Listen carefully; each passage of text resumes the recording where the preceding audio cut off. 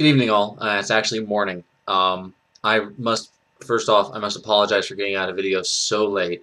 The problem with being ADT is that stuff just slips your mind. I started out the week doing a job interview at a town about 30 miles away for a job that would be awesome. It'd be graveyards, but it'd be awesome, and it'd be about $30,000 to $40,000 a year, depending. I then came back to learn that I had basically lost the job that I had. Um, and then came home to find out that my house is being sold. That was Monday. And then Tuesday, Wednesday, I was helping out a friend and whatnot, and just stuff. I got distracted. And I've been working on, there's a tournament in my area coming up here within the next month that I've been sort of, preparing for. And real quick thing, this is what remains of my old SCA tourney shield. Good steel boss. Yep, center grip. It's going to go over the gauntlet. I don't normally fight center grip, but needs must when the devil dances, right? So, a lot of things happened, and then I was going to get it out earlier today, but I spoke to my mother about our issue, and she remains unapologetic and simply doesn't see where she screwed up or why I have a right to expect her not to needlessly endanger me. So that sucked. And then I went and saw a movie with a friend of mine, and I really must thank her for being there with me, just sitting with me, and it was awesome. Yeah, it's a good movie too. So, excuse me. Dinner was just now, and dinner is spicy pasta, chili flake, and Frank's Red Hot sauce. So I'm not a real chili head, but I do like spicy food, and it's playing Mary Hobb with my head at the moment.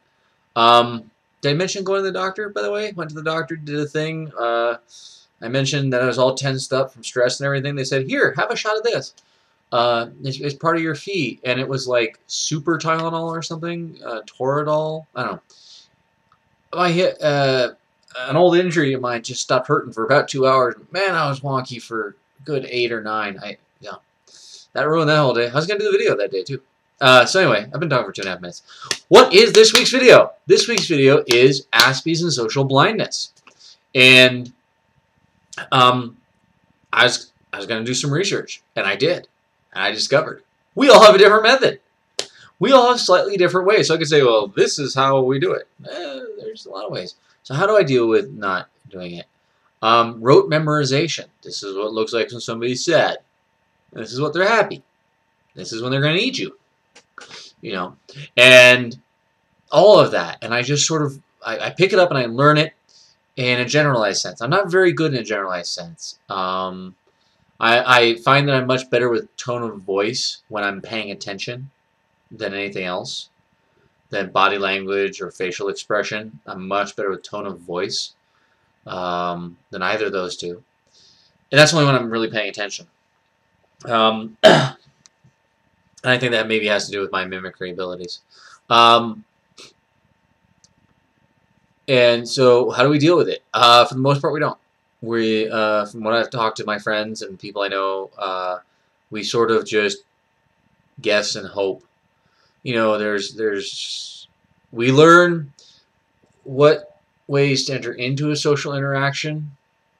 So does that make any sense? It's if I do X thing, then only Y1 and Y2 are the probable results. So how do you deal with social blindness? By not accepting an infinite amount of results in your interaction, by trying to reduce the amount of reactions you can get to a predictable subset, and then judging from there and hoping you're right. If I sit down across a table from somebody, like from the waist up, and I'm talking to them, then I can kind of do okay. I did that at work, although the person I was dealing with was a suit. So was not really used to actually dealing with people. She'll disagree with me, but I'm sorry. I was on the other side of the table. I saw what I saw. It's really weird. And this may have to do with my 23 years of doing martial arts. but I can always tell when somebody's trying to hurt me or going to hurt me when I'm paying attention. When I'm looking at somebody, I can always tell. I'm not always exactly sure. You know, there have been a few times in my life when my friends were like, dude, we gotta go. There's gonna be violence. I'm like, okay. And I left. Good time. About 9 years ago. 10 years ago. 10 years ago. Wow. I was living with a buddy of mine, and I was moving out, and a friend of his and I had some words. And a good friend of mine was with me, all 6'4" former Army Ranger of him. And he turned around and he went, dude, we gotta leave. We gotta leave now. That guy's gonna cause a fight. And he's maybe 18, and I don't want to break some kid who's barely out of high school because he's too stupid to know better. And I said, no, that can't possibly be true. I've described you before. He knows that I have a 6'4" friend who's an Army Ranger. Well, he didn't know that was that 6'4" friend who was an Army Ranger. Now, mind you, I told him the guy's name, and I called the guy by name when I was there. And I don't know about you, but there ain't exactly a lot of 6'4" guys running around. So the fact that I know one might clue, but never mind. He didn't, and my friend said we got to go, and he was right.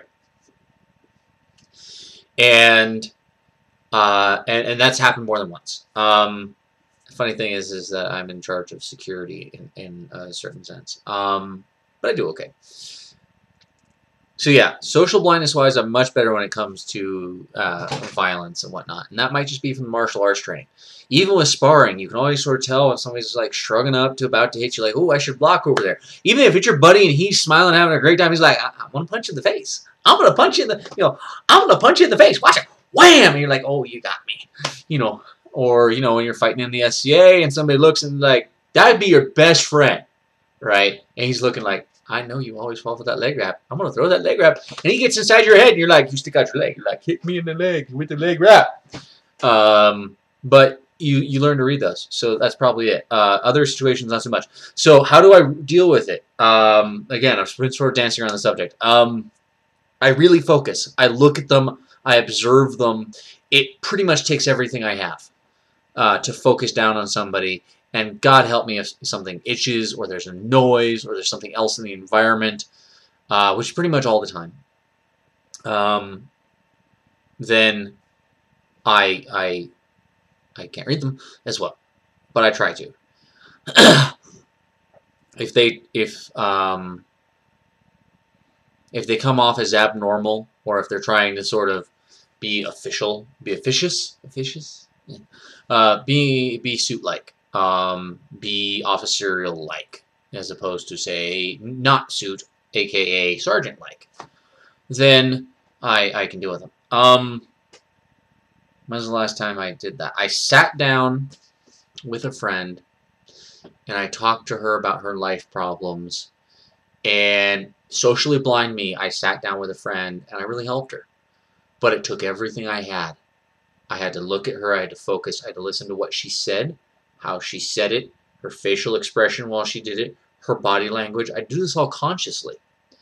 And it damn near took everything I had, but, it's your friend. What are you going to do, right? I mean, you're not going to leave your friend in the lurch.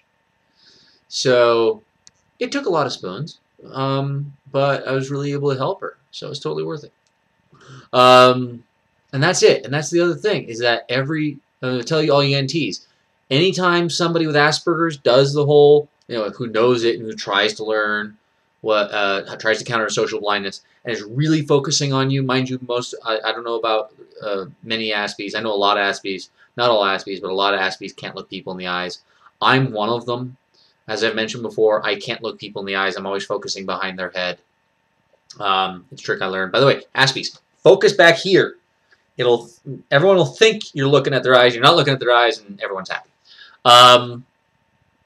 But yeah, it takes everything we have to really deal with you, and it's exhausting. But if we choose to do it, let us. Okay, because this is all about choice. And we're not wasting spoons, and you don't know us. Okay? If I'm helping out a friend, him or her, and I'm trying to really listen to their problems, I'm trying to really do something, let me. I'm there by my own choice. I know what it's costing me.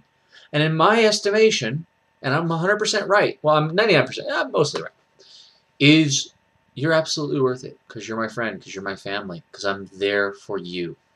And if I can't spend what I have to help those I love, then it's not worth anything to me. So, how do deal? So, we went through all that 10 minutes of video. How do Aspies deal with social blindness? Carefully. Y'all have a good night.